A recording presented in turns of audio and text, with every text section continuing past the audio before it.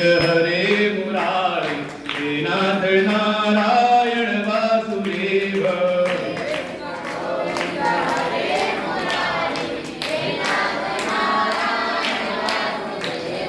श्री कृष्ण गोविंद हरे मुरारी हे नाथ नारायण वासुदेव।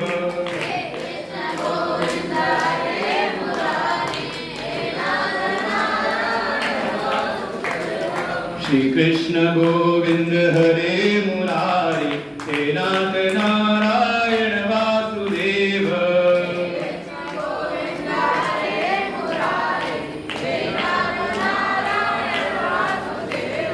हरे राम राम राम हरे हरे, हरे कृष्ण कृष्ण कृष्ण हरे हरे।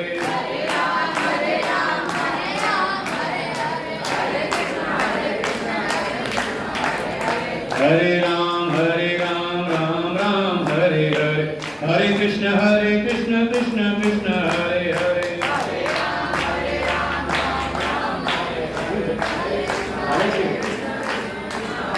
हरे राम राम राम हरे हरे, हरे कृष्ण कृष्ण कृष्ण हरे हरे।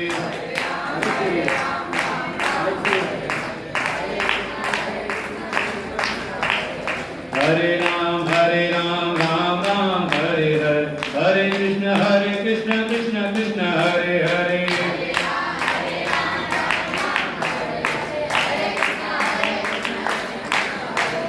सच्चिदानंद भगवान की, वृंदावन बिहारी लाल की, पंचमुखी महादेव भगवान की, श्री सद्गुरुदेव भगवान की। ऋषियों ने पूछा वहां पर कि ये तो आध्यात्मिक लाभ हुआ, कोई सद्गुणी है, पुण्य भागी है, पुण्य भाग से आ जाए कथा सुनने के लिए, तो उस पर तो भागवत जी की कृपा होती है कि उसके हृदय में भक्ति ज्ञान वैराग विराजते हैं, और ऐसे निर्मल हृदय में भगवान श्री हरि आकर के विराजमान होते हैं। लेकिन अगर कोई संसार में अगर घोर पापी हो, तो जिसने जीवन में कोई पुण्य किया ही ना हो, पाप ही पाप कर रखे हो, तो क्या उनका भी उद्धार कर सकती है भागवत जी? क्या सीधी बात पूछने वाली बात तो यही है, क्या हमारे जैसे पापी कि नहीं है? पाप नहीं हुआ कभी? क्या रोज ही कुछ ना कुछ झूठ बोल देते हैं, रोज ही कुछ ना कुछ लोभ आ जाता है मन में, रोज ही कोई ना कोई किसी ना किसी से हम द्वेष कर लेते हैं, और न जाने कितने तो पाप हमसे होते ही रहते हैं जाने अनजाने। अरे सुबह शाम भगवान को याद नहीं किया, इससे बड़ा पाप क्या होगा? भाई जिनकी कृपा से बढ़िया हमें जीवन मिला, बढ़िया हमें समाज मिला, और उसके बाद भी अगर भगवान का स्मरण सुबह शाम ना करें, तो जो सुबह शाम भगवान, जिसके घर में दिया ना जलता हो, सुबह शाम भगवान का कोई विग्रह, कोई फोटो घर में ना हो, तो उससे बड़ा पाप क्या हो? पापी तो है फिर वो घर किसका है फिर? मैं जिसके घर में भगवान की कोई फोटो ना हो, तुलसी का विरवा ना हो, उसके घर में दिया बाती ना होती हो, तो क्या कहेंगे? कैसा घर है फिर वो? तो वो तो भूत प्रेतों का डेरा है फिर उस घर में, तो इसमें भगवान का नाम न लिया जाता हो तो कैसा घर है? तो पापी का ही तो है घर, पाप कर रहा है, का पाप करते हुए बीत रहा है। ऐसे अगर हमसे मान लो बहुत अच्छे कर्म नहीं हुए हैं, बहुत हमने पुण्य कर्म नहीं किया, बहुत दान पुण्य हम नहीं कर पाए अभी तक, होश ही नहीं था दुनिया का, ज्ञान नहीं था हमारे भीतर, तो क्या हमारे जैसे जो पापी हैं, क्या उनका भी उद्धार हो सकता है? के विशुद्धन्ति वदन्तु मह्यं सप्ताह यज्ञेन मयि कथामयेन। पूछा इस कथा के द्वारा क्या पापियों का भी उद्धार हो सकता है? और हो सकता है तो कैसे कैसे पापियों का? यहाँ वर्णन किया है पूरा, आप तो वहां आओगे भी नहीं। ऐसे घोर घोर पापों का नाम दिया है। कुमारा ऊचु ये मानवा पापकृतस्तु सर्वदा सदा दुराचारता विमार्गा क्रोधा विदग्धा कुटिलाश्च कामिन सप्ताह यज्ञेन कलौ पुनन्ति ते। का जिनका जीवन केवल दुराचार में ही, दूसरों पर अत्याचार करने में ही, जो भगवान का नाम नहीं लेता, अपने धर्म का पालन करता नहीं, केवल अपने कुसंग में पड़ करके मांस मदिरा आदि का सेवन करता रहता है, ऐसा भी कोई पापी भूले भटके भी अगर कथा में आ जाए। अच्छा, मान लो हमारे कुल में ऐसे रहे हो, हमारे कुल परिवार में ऐसा कोई रहा हो जो मांस भक्षी रहा हो, मदिरा पीने वाला, मदिरा मतलब समझ गए ना, शराब पीने वाला हो, हाँ, गलत कामी करने वाला हो रहा हो, जुआ जुआरी करने वाला रहा हो, उसकी अगर दुर्गति हो गई हो और मन का भाव है कि है तो हमारे कुल के ही ना, हमारे पूर्वज ही, क्या उनके उद्धार का भी कोई उपाय है? क्या ऐसा हो सकता है जिसने अपने माता पिता की सेवा ना की हो, जिसने संतों का अपमान किया, तिरस्कार किया, संतों की सेवा तो करना दूर की बात है, उन पर भी अत्याचार किया हो, तो क्या उनके भी उद्धार का उपाय है? सनत कुमार कहते हैं, पूछो मत, घोर से घोर पाप कृत्तम, पाप करने वालों में भी जिसने महानता हासिल कर रखी हो, ऐसा भी पापी अगर भूले भटके या ऐसी जिसकी दुर्गति हो गई हो, उसके निमित्त भी अगर कथा सुनी जाए तो हमारे उन पूर्वजों का भी कल्याण होता है। श्रीमद् भागवत की ऐसी महिमा, कथा सुनाई तुंगभद्रा तटे पूर्वम, एक तुंगभद्रा नदी है, उसके तट पर उत्तम नाम का एक नगर, तुंगभद्रा नदी कहीं दक्षिण भारत में है, कर्नाटका जाओगे वहां मिलेगी, वहां पर एक उत्तम नाम का नगर जहां सभी वर्ण के लोग रहते थे, ब्राह्मण क्षत्रिय वैश्य शूद्र, चारों वर्णों के लोग, और सभी अपने अपने स्वधर्म का पालन करने वाले। एक बात बहुत सावधान रहना, ये जो नेता लोग हैं इनका काम केवल ये है समाज में फूट डालो और अपनी सत्ता कुर्सी हासिल करो। जो आए भटकाने वाला, बांटने वाला, समझ लेना, हमारे योगी बाबा जी ने सही बात कही, बटोगे तो कटोगे। देख लो कहां बांग्लादेश देख लो, जब कटने लगे तो सब एकजुट हो गए एक साथ में, और जब एकजुट होते हैं तो काफी उनके यहाँ का जो जिहादी है वो भी जाता है मंदिर में क्षमा मांगने के लिए। जैसे सावधान रहना, हमारे यहाँ जो भी अलग अलग वर्ण हैं सबकी उपादेयता, सबकी उपयोगिता है, सबको मिलजुल के देखो, सबके पास सभी गुण नहीं होते। किसी पर ऐसा गुण है कि वो जाकर के खेती कर सकता है, कोई ऐसा है वो जाके कोई और कार्य कर सकता है, कोई का ऐसा गुण है कि वो घर मकान बना सकता है, इसी का नाम है वर्ण। और ये हमारी परंपराएं होती थी, सब अपने अपने काम करने वाले। और देखो इसीलिए हमारे यहाँ कोई शादी का अवसर हो तो सभी वर्ण के लोगों की आवश्यकता पड़ती थी, इसलिए कहा मिलजुल करके सब रहे, किसी प्रति हे भावना ना हो, हीनता की भावना ना हो, सभी भगवान सबके भीतर विराजमान है। सब क्या है? का सभी हिंदू हैं, ये बात ध्यान रखना। जात लोग बांटने के आते हैं, हमारे शास्त्र में कहा सभी वहां वर्ण के लोग रहते थे, सब अपने अपने स्वधर्म का, अपने अपने कर्मों का पालन करते हुए बड़े प्रेम सौहार्द से रहते थे। उसी उत्तम नगर में एक ब्राह्मण देवता थे, नाम था आत्मदेव, बड़े विद्वान थे, श्रुति वेदों का सारा ज्ञान, स्मृतियों को अच्छी प्रकार से जानते थे, कैसे कौन से देवता को कैसे प्रसन्न करना है, गृह प्रवेश कैसे कराना है, कुएं की स्थापना कैसे करानी है, पूजन वूजन कराना, भूमि पूजन कैसे, इस प्रकार जितने भी अनुष्ठान थे, जितने प्रकार के यज्ञ, सारी विधियों को जानते थे, बड़े विद्वान। और पुरोहित कर्म करते हुए भले किसी से कुछ कहे ना, लेकिन पुरोहित करके उनके जजमान उनको इतना दे देते थे, उनको किसी से मांगने की आवश्यकता नहीं पड़ती थी। इसीलिए वित्तवान, धनवान थे, हाँ कोई गरीब नहीं थे। आत्मदेव पुरे तस्मिन् सर्ववेद विशारदः, शौत स्मार्त निष्णात द्वितीय भास्करः, भिक्षुको वित्तवान लोके। वित्तवान है, अपने सनातन धर्म की, अपने वैदिक धर्म का पालन करते हुए लोगों से भी उसी मार्ग का अनुसरण करवाते हैं। तो धनवान है, कोई कमी नहीं है जीवन में। बस ये है, उनका विवाह हुआ, पत्नी का नाम है धुंधली। अब क्या कहें, इसका वर्णन भी किया है धुंधली का। धुंधली मतलब कदे धुंध छा रही है ना सामने, अब कल व्यवस्था हो जाएगी, लाइट लगी तो कनेक्शन नहीं हो पाया उसका, कल हो जाएगा तो लाइट साफ साफ दिखाई देगी। लेकिन क्या है, अगर धुंध आ जाए बीच में, जैसे ठंडी के समय होता है, धुंध छा जाती है पूरी, तो सामने मार्ग भी हमें दिखाई नहीं देता। ऐसी जिसकी बुद्धि में धुंध छा जाए, और वो धुंध ऐसी हो कि सही और गलत क्या है जीवन के लिए उसको समझ में ना आए, तो ऐसी है वो। लोक वार्ता, सुंदर कुल में, अच्छे कुल में उसका जन्म हुआ है, देखने में सुंदर है, गृह कार्य कृत्येषु, गृह कार्यों में बड़ी कुशल है, घर को कहीं ठिकाना रखना है, लेकिन साथ ही उसको दुनिया की चर्चा करने बड़ा मजा आता है। जब घर के कामों से निवृत्त हो जाए तो खटिया डाल लेती है दरवाजे पर और 4-10 और मोहल्ले की इकट्ठी हो जाती है। आप लोग को ज्यादा अच्छा अनुभव होगा इसको। और उसके बाद चर्चा किसकी होती है? भागवत जी तो महाराज जी कह रहे, गुरु जी ने कहा हरि चिंतन करो, भगवान का चिंतन करो। लेकिन वो क्या करते हैं? भगवान का चिंतन नहीं। गुरु जी कहते रहे कि हाँ चलो गुरु जी को बुला लो, वहां पे कथा करा लो, वो नहीं कराते। क्या करते हैं? का 4 बैठ गई, फिर उसके घर में क्या हो रहा है, उसके घर में क्या होगा, उसके घर में बड़ी भीड़ लगी हुई थी, उसका बेटा क्या कर रहा, करते तो नहीं। तो ऐसी वो भी करती थी और बड़ी जिद्दी भी थी, अपनी बात मनवाने में बड़ी पक्की। और जब तक एकाध से लड़ ना ले, झगड़ा ना कर ले, और क्या कहा जाए, उसका दिन पूरा नहीं होता था। ऐसे आपस में दोनों में बड़ा प्रेम था पति पत्नी में।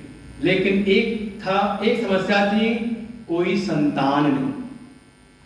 और इन्होंने जो वैदिक विधियों को जानते, जितने कर्मानुष्ठान जानते थे, बड़े विधि विधान से करते हुए अपना आधा धन खर्च कर दिया अनुष्ठानों करते करते, लेकिन फिर भी कोई संतान नहीं हुई। एक दिन यही ब्राह्मण आत्मदेव बड़े दुखी मन से चले गए जंगल की ओर। एक सरोवर के किनारे बड़े दुखी हैं, रोए जा रहे हैं। संजोग वहीं पर कोई महात्मा जी भ्रमण करते करते आ गए।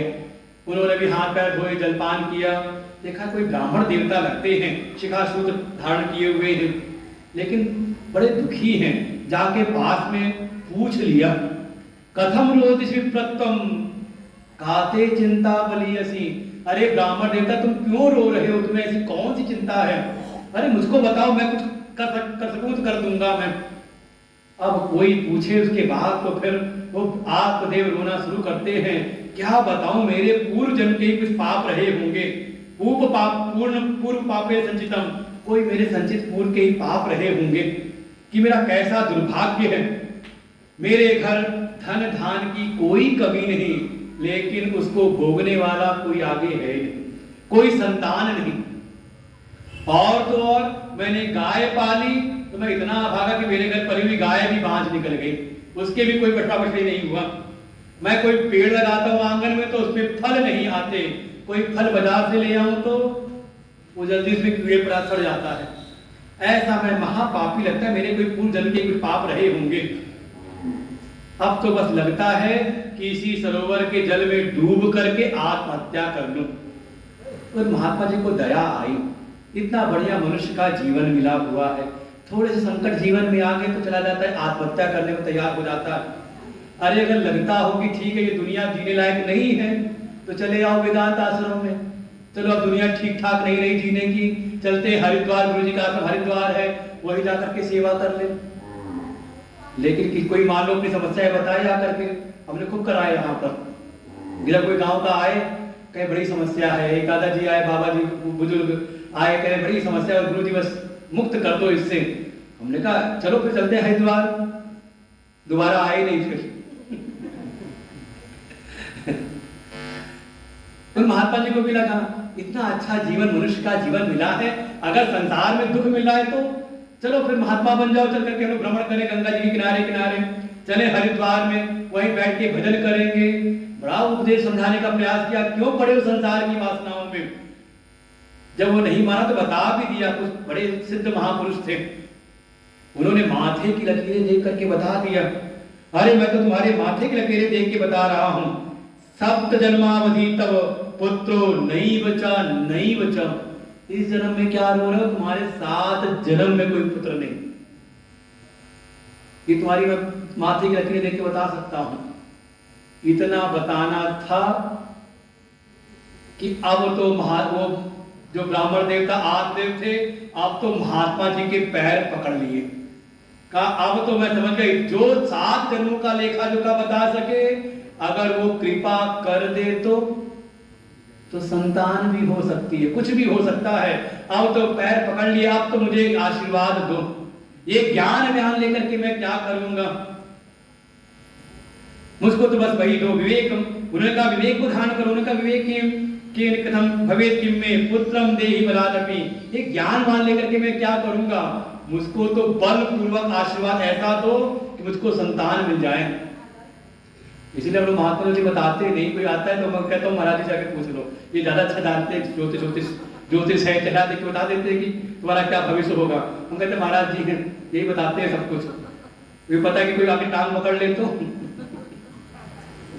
हम कहते महाराज जी के पास जाओ, उनको बड़ा सब ज्ञान है इन सब चीजों का, हमें कुछ नहीं आता, बस ऐसे ही है, दो चार कथा जानते हैं, कथा सुना देते हैं, कथा सुननी हो तो बताओ, कहते नहीं बाबा जी कथा तो बहुत सुन ली, अब चलते बाबा जी के पास भी। हमने खूब देखा यहाँ पे, यहाँ जो आते हैं गाँव के हमसे कम मिलते हैं, हाँ मिलना पूछ लेंगे कि महाराज जी हैं, बता देंगे हाँ है तो आगे कमरे में मिल लेंगे, बाकी सबको काम किससे रहता है, हाँ महाराज जी से, महाराज जी बढ़िया है, बता देते ये समस्या है तो ये अनुष्ठान करा लो, रुद्राभिषेक करा लो, यज्ञ करा लो, ये महामृत्युंजय का जप करा लो, या इसका अनुष्ठान करा लो, वो देख बता देते कुंडली देख करके, जन्मपत्री देख करके, नहीं तो अंक गणित इनको बहुत अच्छा जो अंक ज्योतिष आता है, आपके नाम से निकाल लेंगे कितना मूलांक आ रहा है और क्या करना चाहिए। अभी कल ही हमें पता चला ये बात, तो किसी ने बताया तो हमने कहा किसने बताया आपको, तो कहा महाराज जी ने बताया था। तो हमने कहा अच्छा, तभी कहूँ उनके बाद भीड़ ज्यादा रहती है, जब दिन कोई ना कोई आता रहता है गाँव से पूछने पाछने के लिए, हम भी कहते ठीक है कथा तो सुनी तो हमारे पास आना। तो ऐसी ब्राह्मण नेता ने कहा कथा तो सुन के हम क्या करेंगे, खूब कथा तो हम जानते हैं, हमें तो बस वो बताओ कैसे पुत्र होगा, करते क्या ना करते, कैसे पीछे छुड़ावे, झोली में से एक फल निकाला पकड़ा दिया, ले जाके अपनी पत्नी को फल खिला देना, लेकिन नियम का पालन करेगी, विधि विधान से रहेगी, बड़े अनुशासन के साथ में थोड़ा भगवान का पूजा उपासना करते हुए अगर ऐसे रहेगी तो 1 वर्ष के अंदर ही वर्षावधि तेन, उसके 1 वर्ष की अवधि में ही उसको एक अच्छे पुत्र की प्राप्ति होगी। अरे बस इतनी कृपा फल मिला, फिर तो बाबा जी किनारे फिर कोई नहीं पूछता है कि नहीं, एक बार फल की सिद्धि हो जाए फिर कोई नहीं आता बाबा जी के पास में, कहते तो काम बन गया। अब उसके बाद तो गए अपनी पत्नी को फल दिया और अपना बैठ खिलाया नहीं, पोती पतला उठाया चले गए पूजा कराने के लिए किसी जजमान के यहाँ पर। इधर पत्नी को फल लिए बैठी, उसकी एक बहन आ गई, अरे क्या बात है इतना क्यों विचार रही है, कौन सी चिंता तुझे पकाई जा रही है। उसने बताया सारा हाल, मेरे पति गए थे किसी महात्मा के पास में, उनसे ये फल लेकर के आए हैं प्रसाद रूप में, कहे गए कि खाने से गर्भ होगा।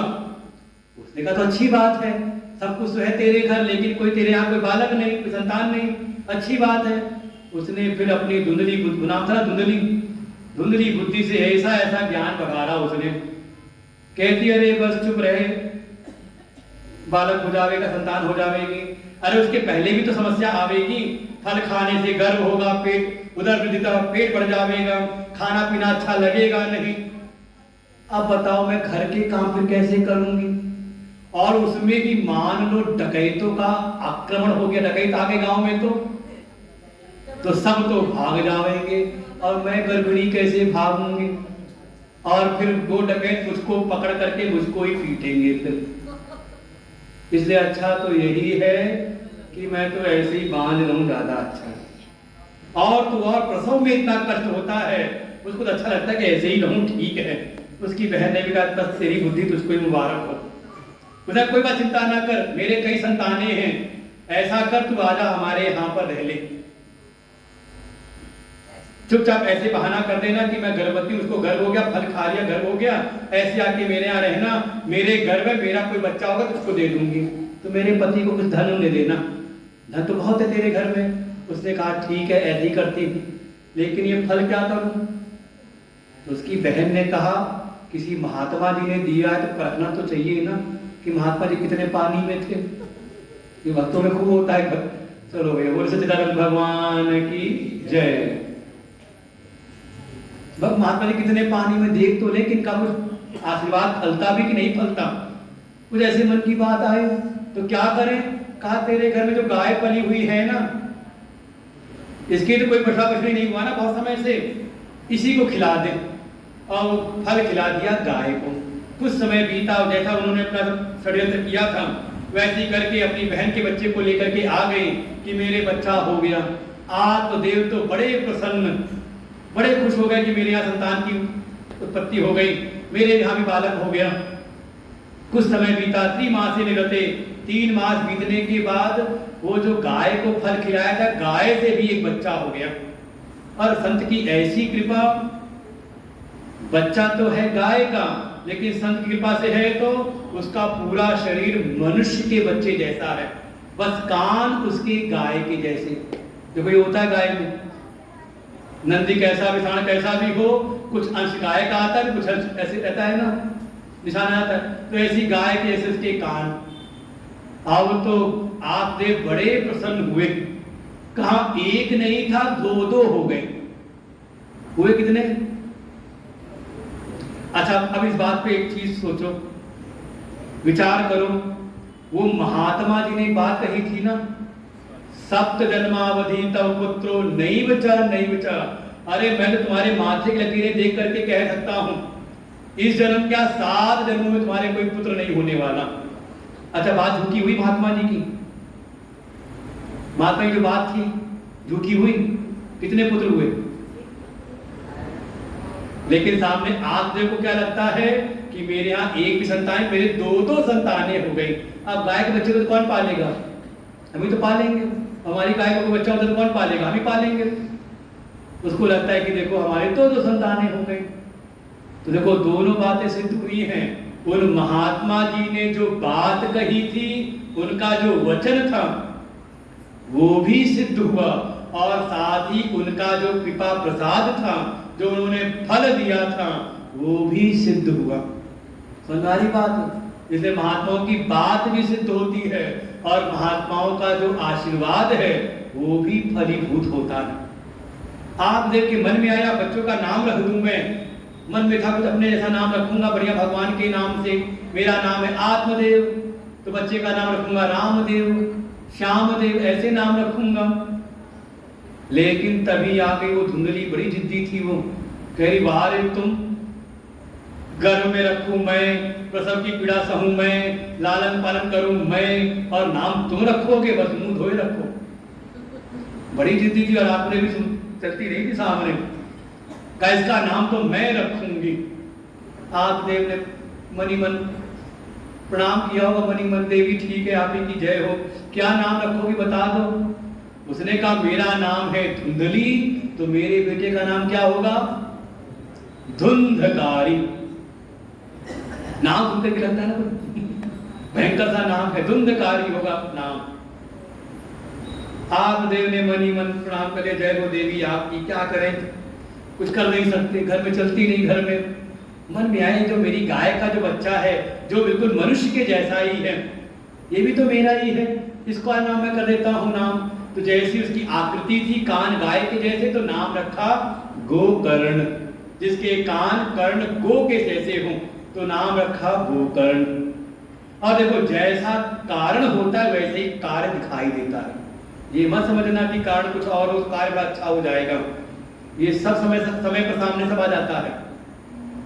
अनीति पूर्वक आप कार्य करोगे, उसका परिणाम भी आपको जीवन में दिख जाएगा।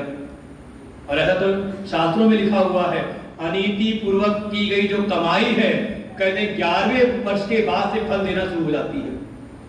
तुरंत तो आपको बड़ा अच्छा फल दिखाई देगा, बड़ा अच्छा हुआ, बड़ा अच्छा हुआ, और आपने अगर अनीति पूर्वक उसको अर्जन किया है तो क्या 11वें वर्ष, और मान लो बहुत अगर है तो का 3री पीढ़ी फिर नष्ट हो जाती है। ये शास्त्रों का प्रमाण है।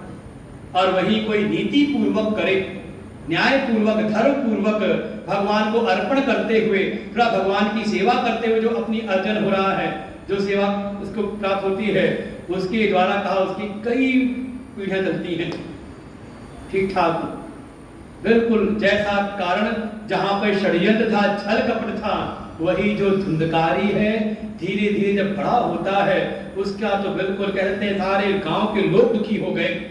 इतना दुष्ट, सोते हुए बच्चों को तंग करता है, कई बार उठा के छोटे बालकों को कुएं में डाल दे, चोरी करने लगा, जुआ खेलने लगा, यहाँ तक कि धीरे बड़े होते होते का मदिरा पीने लगा, यहाँ तक वर्णन कर दिया शव हस्तेन, कहीं कोई अगर जैसे होता है अंतिम यात्रा में कहीं शव में कोई अपने हाथ में कुछ भेंट रख देता है, उसको छीन ले, निकाल लेता, चुरा लेता।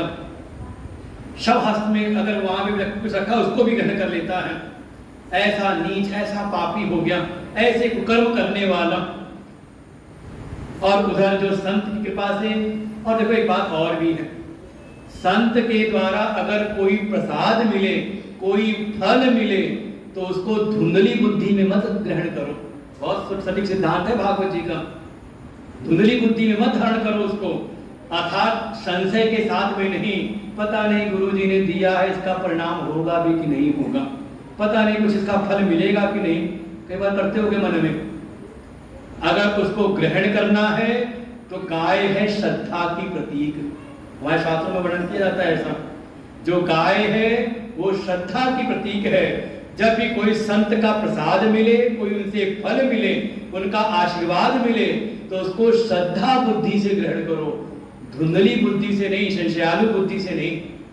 आपके जीवन का परम कल्याण करने से कोई रोक नहीं सकता। जो संत की कृपा से श्रद्धा रूपी गौ के माध्यम से प्रकट हुए हैं, ऐसे जो गोकर्ण हैं वो पंडितो ज्ञानी, धुंधकारी महाखल। धुंधकारी तो महादुष्ट हुआ और गोकर्ण हुए महान पंडित हुए। अरे धीरे धीरे गोकर्ण कुसंग में रह करके, जुआ उआ खेलते हुए वैश्याओं के संग पड़ के अपने घर की सारी संपत्ति नष्ट कर दी।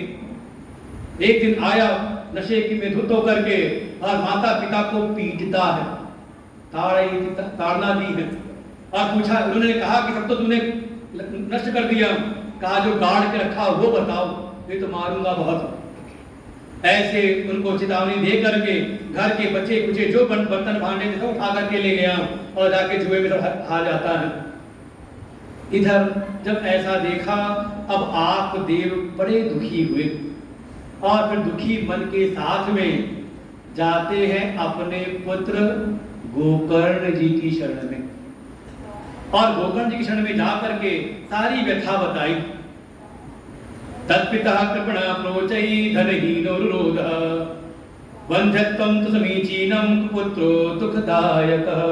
अब देखो एक आत्मदेव ब्राह्मण कह रहे हैं अपने जीवन का अनुभव। जब बेटे ने पीड़ा देनी शुरू की और धीरे धीरे, बड़े कृपण थे, ये लिखा है यहाँ पर, तत्पिता कृपण। कृपण माने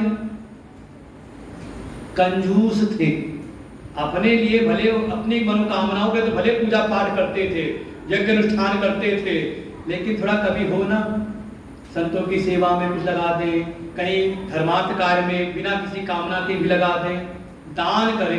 दान मतलब कुछ अच्छा पुण्य कर्म करें धर्म कार्यों के लिए, कि हमारे धर्म की वृद्धि हो।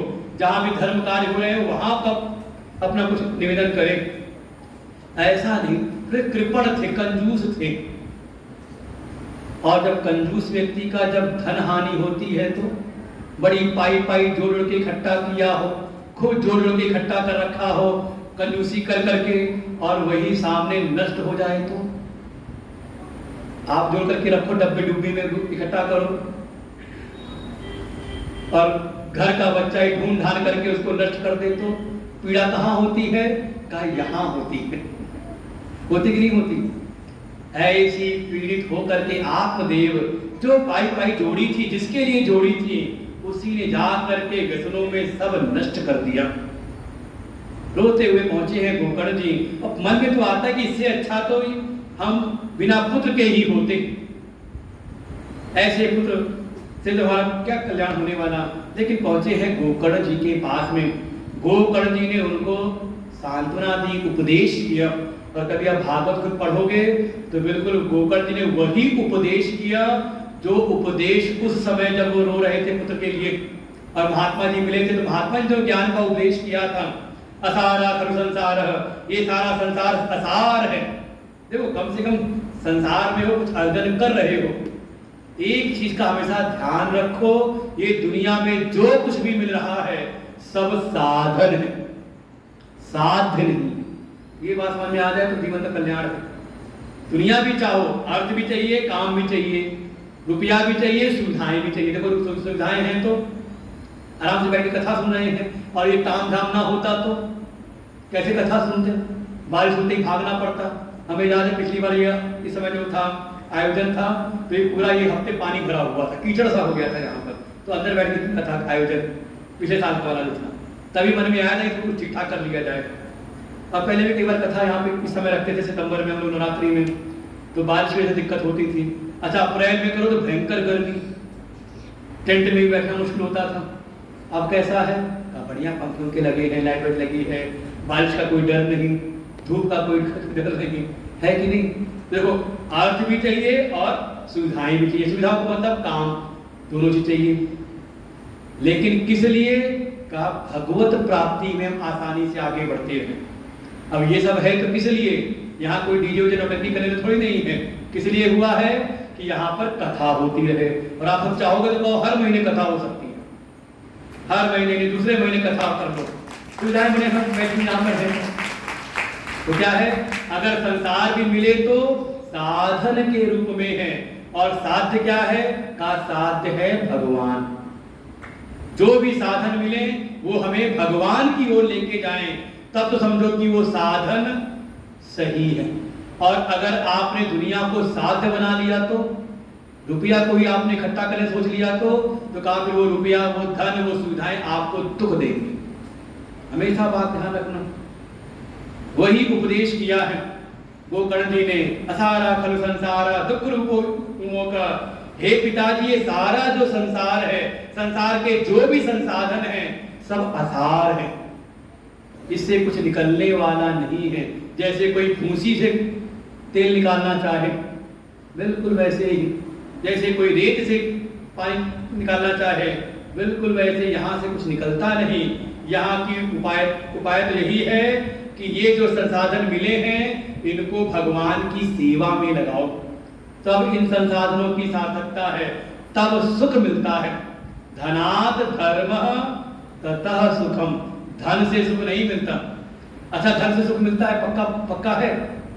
मान लो जेब में रुपया रखा है, 50,000 की गड्डी इस जेब में और 50,000 की गड्डी इस जेब में, और वहां पर उतरे, अड्डे पर उतरे हम, और अकेले रात में निकलाना है गांव तक, निकलोगे? अरे हमने देखा कई बार हम निकल के आते थे, देखते लोग खड़े रहते हैं वहीं पर, 3-4 लोग इकट्ठे रहते हैं। जब 3-4 इकट्ठे हो जाते तब निकलते हैं यहाँ से, है कि नहीं? या घर फोन कर देंगे हम आ गए अड्डे पर, गाड़ी लेकर के आ जाओ, है कि नहीं? क्यों? रुपये सुख तो मिलना चाहिए ना। कहा नहीं, वो रुपया है और रास्ता अंधेरे वाला है तो कहा वो रुपया फिर दुख देता है कि नहीं? अब मान लो कोई पकड़ ले, कहते भैया हमें कुछ मत करना, सब ले जाना। हमने भी यही किया था, हमारे पास एक बार आए तो हमने यही कहा, भाई तुम्हें जो ले जाना है ले जाओ, ना तो हम तुमसे कुछ कहने वाले हैं ना तुम हमसे कुछ कहना। अपनी माला लेके हमने कहा माला लेके जब करते रहते। क्या हुआ? धन से सुख नहीं है, धन से मुंह हटा दिया, त्याग दिया तो सुखी है, आराम है। त्याग में सुख है, पूरा उपदेश किया है। देहे मतिम त्यजत्वम जाया सुतादिश सदा ममतां विमुञ्च पश्यानिशं जगदं क्षणभंगनिष्ठं वैराग्यरागरसिको भव भक्तिनिष्ठा। क्या कहा है? हे पिताजी, अगर कहीं निष्ठा लानी है तो संसार में मत लेकर के आओ कि रुपए में निष्ठा बन गई कि रुपया मिलेगा तो हम सुखी हो जाएंगे, परिवार रहेगा तो हम सुखी रहेंगे। ये कहीं किसी को पक्का नहीं होता। अगर निष्ठा लानी है तो अपनी भक्ति में निष्ठा लाओ। यही है ना भागवत जी की शक्ति। भागवत जी की शक्ति है कि हमारे हृदय में भक्ति निष्ठा उत्पन्न हो। हे पिताजी, आप भक्त हो जाइए। अच्छा, भक्त होना हो तो भक्ति निष्ठा क्या है? कहा भक्त बन जाओ। लेकिन भक्त भी कैसे? कितनी देर के भक्त? अच्छा, भक्त हो कितनी देर के लिए भक्त रहते हो? जब तक आश्रम में कथा सुन रहे हो, जितनी देर मंदिर में घंटी बजा रहे हो, भगवान को जल अर्पण कर रहे हो, तब तक। और मंदिर के बाहर क्या हो फिर? कहा फिर तो हमारा रूप हम ही जानते हैं, दुनिया वाले जानते हैं, हमें क्या पता। जो दुखी होता है उसको पता चलता है कि कौन है ये। कहते सुबह जाके घंटी बजाते हैं, पूजा करते हैं, और फिर उसके बाद आके तहलका मचाते हैं। भक्त हो तो उसको हर क्षण ये भाव बना रहे कि मैं भगवान का हूं, भगवान मेरे। यही भागवत की भक्ति निष्ठा है। चाहे आप खेत में जाके काम करो, आप घर में कार्य करो, दफ्तर में जाओ, हर समय ये भाव बना रहे मैं भगवान का हूं। किसके हो? हम बाहर निकलते कहोगे हम तो परिवार भी तो, गुरुजी बस पता नहीं क्या क्या बता देते हैं, परिवार भी तो है, बाल बच्चे भी तो है, उनको नहीं देखने क्या होगा। अरे जो दुनिया की व्यवस्था कर रहे हैं क्या वो हमारे परिवार में नहीं करेंगे? वातुल किम तव नास्त नियंता, भगवान तो कहते हैं अरे पगले जो दुनिया का नियंता है। अच्छा देखो आपके ये सब हो जाता है, जैसा आप चाह रहे हो वैसे ही हो रहा है, जो चाह रहे हो होता वही है जो वो चाहता है। इसलिए उपाय ये है कि वो जो वो चाहता है वो करो, तो जीवन में वो होने लगेगा जो हम चाहते। बिल्कुल इसी का नाम है निरंतर भक्ति भाव बना रहे, हर समय ये रहे मैं संसार का नहीं हूं, मैं परिवार का नहीं हूं, मैं भगवान का हूं। और भगवान का हूं तो भगवान को जो जो प्रिय है हम अपने जीवन, ठीक है, जो अपने कर्तव्य हैं, जो अपनी सेवाएं हैं सब करते रहो, लेकिन भगवान को जो प्रिय है उसको भी करो, है कि नहीं? अच्छा घर की कृपा, घर वालों की कृपा चाहिए तो उनका मनमाना करते कि नहीं? अरे बच्चा हमारा ध्यान रखता रहे तो बच्चों के लिए आप करते रहते हो पूरे जीवन। तो ऐसे ही भगवान की कृपा चाहते हो तो जरा भगवान का भी तो कहा हुआ करो। क्या कहा था भगवान ने? 4 चीजें, उक्तम भागवतम नित्यम कृतं च हरिचिंतनम तुलसी पोषणम चैव धेनुनाम सेवनम समम। भागवती कथा सुनो, भगवान का चिंतन करो, तुलसी की सेवा करो, गाय की, ये मूल चीजें हैं। इसके अलावा और भी जो आप करो करते रहो, लेकिन ये 4 चीजें जरूर होनी चाहिए, तब कोई भगवान का भक्त होता है। ऐसी भक्ति निष्ठा लेकर के आओ, क्योंकि किसी का भी जीवन नित्य नहीं है। क्षण भंग निष्ठम, ये समझ लो सब क्षण क्षण जा रहा है, कितना भी संभाल के रखो। हमें याद है अम्मा आती 3 आती थी, अकेले नहीं 3 लोग आती, देवियां आती थी अम्मा लोग, एक अकेली रह गई है। क्यों रह गई? क्योंकि इनका मन आश्रम से जुड़ा रहता है, जैसे भी तैसे कहीं भी इनको खबर मिल जाए तो आश्रम में कुछ कार्यक्रम और हम हैं तो पहुंच जाते, जैसे भी आप पहुंच जाए किसी का सहारा लेकर के, तो देखो टिकी हुई है। लेकिन देखो वही है, जो भगवान से जुड़ा रहे, सब धीरे धीरे सब जा रहे हैं, थोड़ा समय मिला हुआ, ज्यादा समय नहीं है, कब प्राण छूट जाए कुछ पता नहीं। और अभी तो कोरोना का समय, कल पता बात हुई, अगले दिन पता खबर आ गई। ऐसा समय हमने देखा है, क्षण भंग क्षण क्षण सब जा रहा है, कुछ भी किसी का रहने वाला नहीं। उपाय तो यही है, ये संसार की वासनाओं को त्याग करके थोड़ा भगवान की वासना लाएं।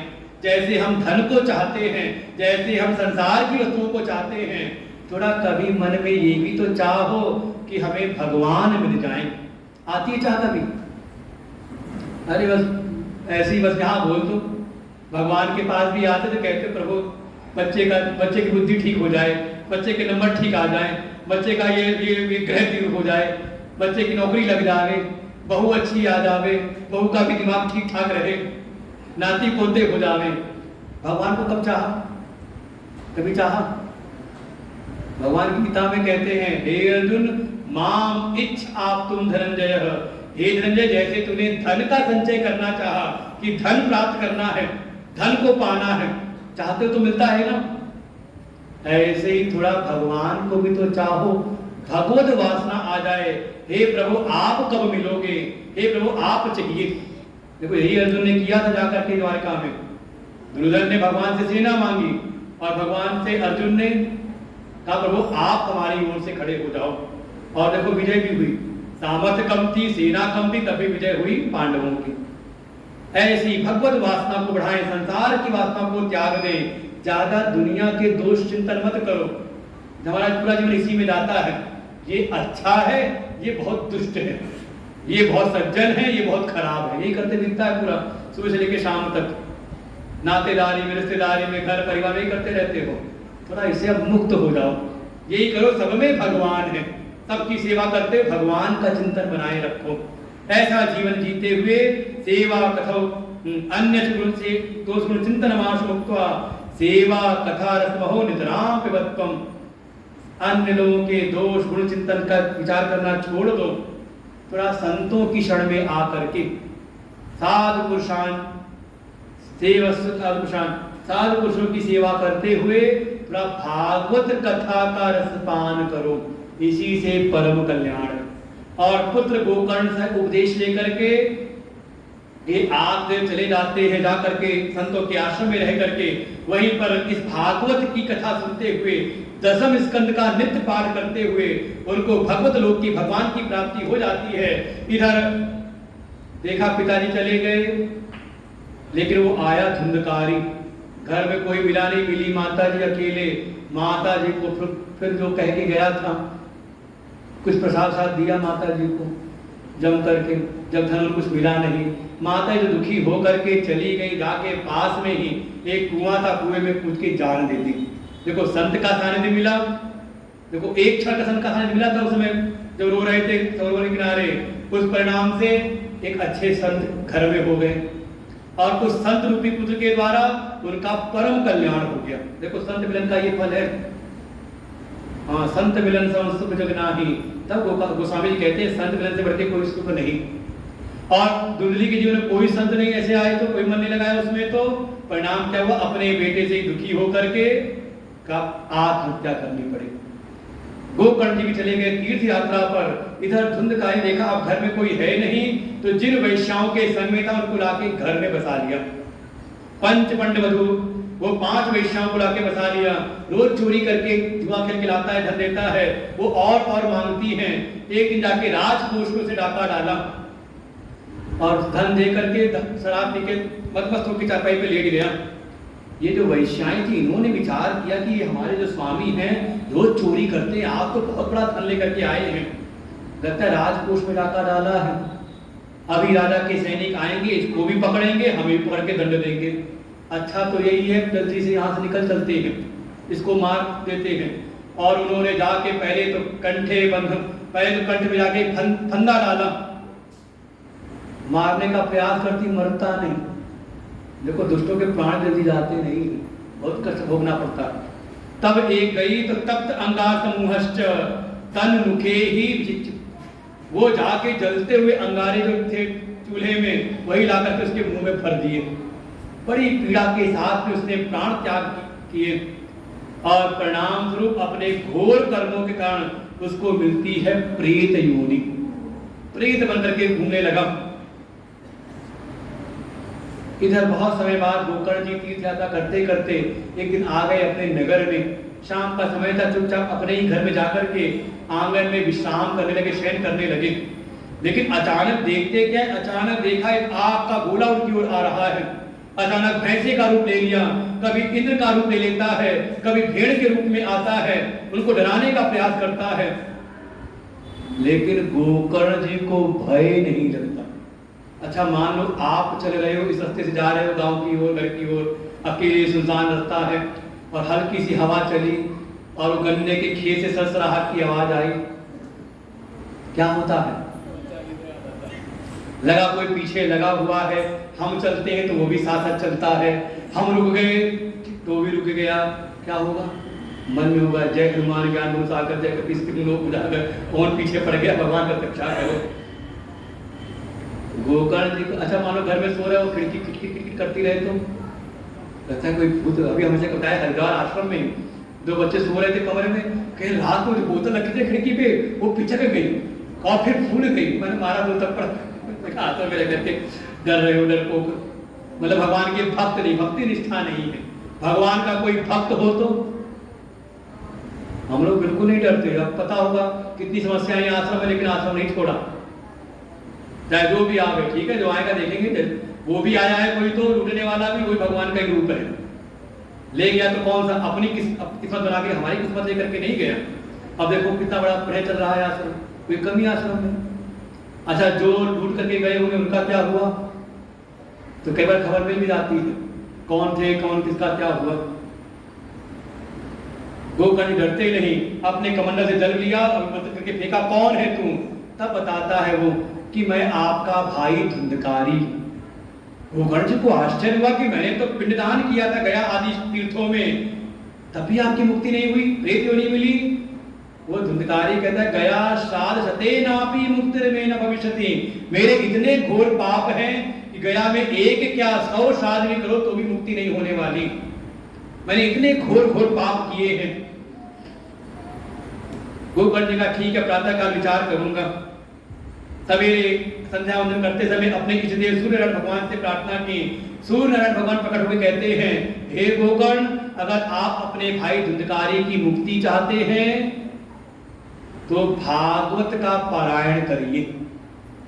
और अगले दिन से ही गोकर्ण जी कथा का प्रारंभ करते हैं। सारे उत्तर नगर के लोग आते हैं, साथ ही वो धुंधकारी भी आया प्रेत योनि में, आवाहन किया मंत्रों के द्वारा, वो भी आता है लेकिन वात रूप है।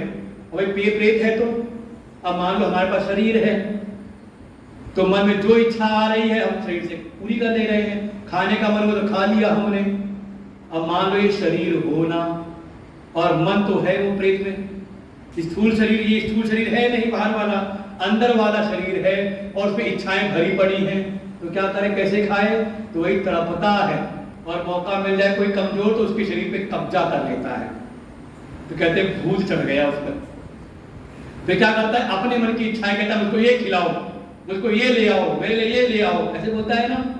हमारे पास भी आया था एक बार, कोई ऐसे आया, क्या मैं तेरे को खा जाऊंगा, नहीं आसन की घटना है, हमने पैर आगे कर दिए, खा ले।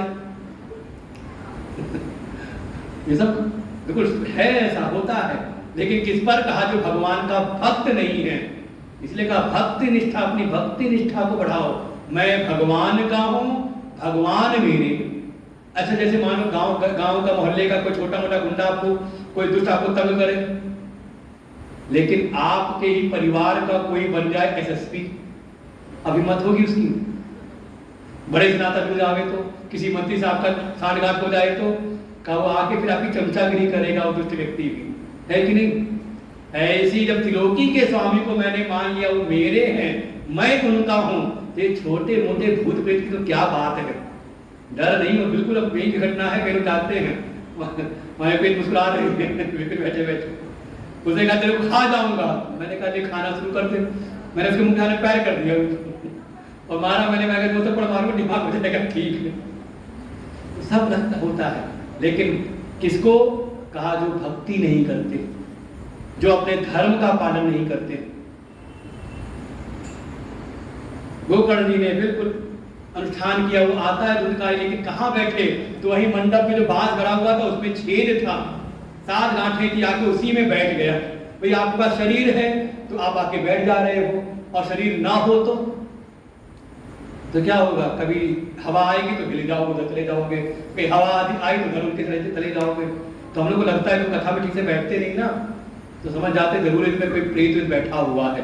तभी बैठे थे यहाँ पर, उठ के चले गए वहां पर, फिर वहां से वहां चले गए, फिर वहां से यहाँ आए, तो लगता है कहीं ना कहीं कोई प्रेत बाधा है इन पर, जो कथा में बैठने नहीं दे रही ठीक से टिक करके। लेकिन वो धुंधकारी आ करके बैठा उस बांस में, और फिर कथा प्रारंभ, पहले दिन कथा हुई तो एक गांठ फटती आवाज करके, दूसरे दिन दूसरी गांठ फटी, तीसरे, चौथे, 5वें, 6ठे, 7वें दिन एक करके सातों गांठें फटती हैं। और 7वीं गांठ जब फटी, 7वें दिन कथा के विश्राम पर, तब उसी से बढ़िया दिव्य रूप धर करके, दिव्य रूप धरो जाता तुलसीदाम मंडित, बिल्कुल जैसे भगवान के जो गण हैं, पार्षद हैं, जैसा उनका श्रृंगार, बिल्कुल वैसी श्रृंगार से युक्त धुंधकारी दिव्य रूप में प्रकट होते हैं। अपने भाई गोकर्ण जी को प्रणाम करते हैं, हे भैया आपकी कृपा से मेरे को देखो प्रेत योनि से मुक्ति मिल गई। देखो भागवत कथा ऐसी है, हमारे कुल में अगर किसी की दुर्गति हो गई हो, उसका भी उद्धार करने वाली कथा है। आ गए भगवान के कुछ गण, आ गए दूत आ गए, और बढ़िया विमान लेके धुंधकारी को बैठाया, चलने लगे तो गोकर्ण जी ने रोक लिया। उन्होंने कहा अरे पहले एक बार इधर रुको रुको, भगवान के दूत रुको, ये बताओ क्या भगवान क्या कोई पक्षपात होता है? ऐसा क्यों? कहा यहाँ कथा तो इतने लोगों ने सुनी और आप लेने आए केवल एक को, सबको क्यों नहीं लेने आए? उन दूतों ने कहा कथा तो सबने सुनी, लेकिन जिस प्रकार से कथा सुन करके मनन किया धुंधकारी ने, भीतर धारण किया धुंधकारी ने, बाकी सबने नहीं किया। बाकी सबने कथा सुनी और पल्ला झाड़ करके प्रसाद दिया, पल्ला झाड़ा और बाहर निकल गए। इसलिए कहा ना, उत्तम भागवतम नित्यम कृतम च हरि चिंतनम, कथा पहले सुनो, फिर सुन करके उसका चिंतन भी करो घर जा करके, और जो चिंतन करके अच्छा लगे तो अपने जीवन में धारण करो।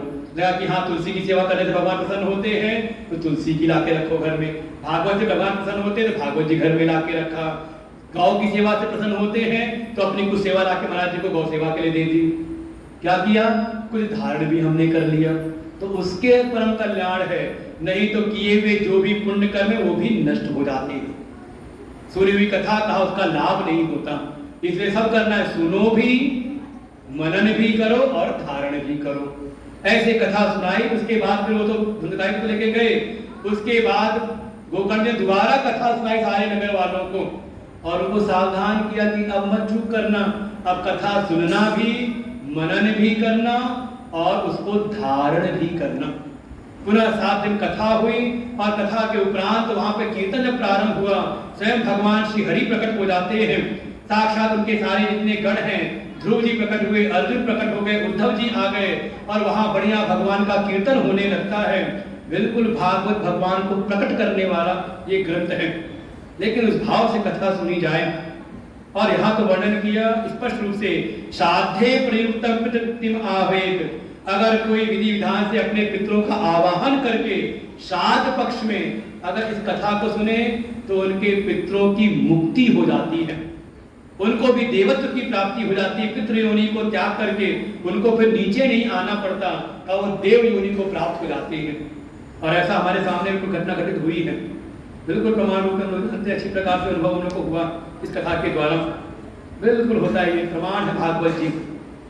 इसलिए ये जो समय मिला है, समय से आकर के हल्के फुल्के मन से नहीं, पूरे महिमा के साथ में, भागवत जी की ये महिमा है इसलिए पहले सुनाई जाती है, सुन करके पूरे इस महिमा के साथ में जब कोई श्रद्धा से कथा सुनता है तो उसके जीवन में भी ये लाभ प्रकट होते हैं, उसका अपना आध्यात्मिक कल्याण होता है, उसके कुल में किसी की दुर्गति हो उसका भी कल्याण होता है, और जीवन में कोई अगर भौतिक संकट है उनका भी निवारण हो जाता है। ऐसी महिमा के साथ प्रकट करते हुए कुछ विधि विधान बताए भागवत जी के, और फिर मूल भागवत में प्रवेश करते हैं जो हम लोग कल प्रवेश करेंगे। जन्माद्यसतोन्वयादितरतः चार्थेषु विज्ञस्वराट् तेने ब्रह्म हृदयादिकवै मुह्यन्ति यत् सूरयः तेजो वारिमृतां यथा विनिमयो यत्र सर्गो मृषा धाम्ना स्वेन सदा निरस्तकूकं सत्यं परम धीमहि, सत्यं परम धीमहि। तो ये भागवत जी का सब भागवत का जो अनुष्ठान है यहाँ पर, ये हमारे पूर्वजों के उद्धार के लिए। तो जो भी इस भाव से आए, पूजा में सम्मिलित होना चाहता हो तो महाराज जी से संपर्क कर ले, प्रातःकाल पूजन भी हो रहा है, सब लोग अपना नाम लिखवा रहे हैं, करवा रहे हैं, क्या क्या विधान है महाराज जी बता देंगे। आज जैसे हमारे गांव के ही विकास त्यागी, उनके पुत्र हैं, सुपुत्र हैं हिमांशु, उसने आज पूजा वूजा की, इसी वजह से अपने पूर्वजों के निमित्त ही। ऐसे जो भी कराना चाहें तो बिल्कुल इसे को विधि विधान से, इसलिए विधियों भी पूरा प्रारंभ में किया कथा के पहले। तो जल्दी आ जाना, फिर 3:30 बजे आ जाओ, 6 बजे छुट्टी, लेकिन 3:30 बजे आ जाना, सब आज 4:30 बजे तो आए हो सब। हाँ 3:30 से 6 बजे, ठीक है, 3:30 बजे आ जाओ, 3:30 बजे कथा प्रारंभ हो जाएगी और 6 बजे तक। आज पहला दिन था पर लेकिन समय चाहिए, अभी 6 बजे 6:30 हो रहा है, हाँ दिन छोटा हो रहा है ना, तो कल से रहेगी तो सब अपना आए और लोगों को लेकर के आए, जो भी हमारे आस पड़ोस के हैं सबको लेकर के आए। ओम पूर्णमदः पूर्णमिदं पूर्णात् पूर्णमुदच्यते पूर्णस्य पूर्णमादाय पूर्णमेवावशिष्यते। ओम शांति शांति शांति। हरि ओम। श्री गुरुभ्यो नमः। हरि ओम। बोले सद्गुरुदेव भगवान की, श्रीमद् भागवत महापुराण की, श्री व्यास भगवान की। अभी आज हम श्रीमद् भागवत महापुराण का महात्म्य सुन रहे थे। स्वामी जी बता रहे थे कि इस सृष्टि में, दुनिया में जितने भी हमें सुख साधन मिलते हैं वो केवल साधन है,